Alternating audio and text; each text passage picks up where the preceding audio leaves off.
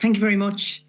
I'm sure others will ask further in terms of green hydrogen, which as a committee, I think we've been trying to distinguish very much from the other gas. But I wanted to just focus on the question of demand, because in the presentation from EirGrid, again, it's very interesting that the sequencing is demand is what is required as the first point, and then generation what will meet the demand. And then later in respect of data centres, you stated that the growth in demand needs to be and can be accommodated. So I suppose the concern I have is that it still seems to be that the immutable piece seems to be demand, and that the place where policy space is being seen is in relation to supply.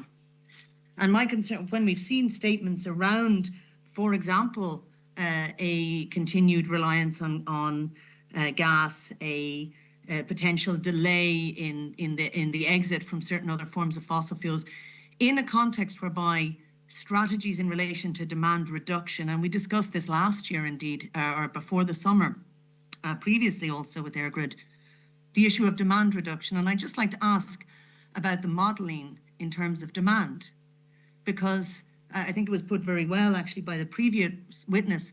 It is not the case that we have an economy which we're seeking to make that economy more environmentally sustainable. The fact is that we're now working within environmental limits and planetary limits, and economic activity has to take place within that constraint. It doesn't seem to be that when I'm looking to the statement, it's still very much focused around the demand must grow, the economic argument, quite detailed economic discussion of data centres, but not a lot of detail in terms of the environmental piece. So I'd just like to know, what are the measures being taken in terms of modelling of risk was mentioned, indeed de-risking. I think that was de-risking for business, but I'm asking what are the risk analysis has been done for the state? What is the risk analysis and what has been the demand modelling, both in terms of energy alerts and blackouts, which is one form of demand management, but also in the medium term in terms of demand management measures? What are the measures if we don't have flexibility in terms of supply? If we are tied to the 80%, or indeed if it becomes a 90% requirement by 2030? Has that been modelled? And shouldn't it be a matter that the amount of supply that can be provided within the parameters, and this goes to the CRU as well. I would note that the CRU, in its mandate under the Electricity Regulation Act 1999, its requirement is to provide environmentally sustainable energy supply. That's part of the obligation under the Energy Regulation Act. And again, there's also a section in terms of the duty to take account protection of the environment under 9.5a, to give priority to renewable and sustainable energy sources.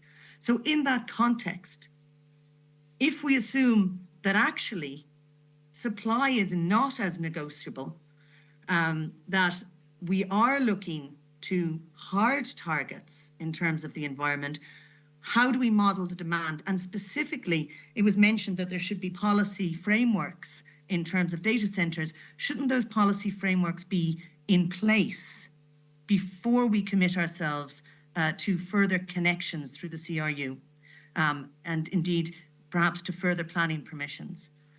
Because part of the risk management, I'd like, again, if you could discuss, is what risk analysis you've done in terms of the Energy Charter Treaty, in terms of the difficulty of moving away if we install from fossil fuel energy infrastructure, because that's also a concern when we see things like the LNG being proposed. Thank you, Senator Higgins.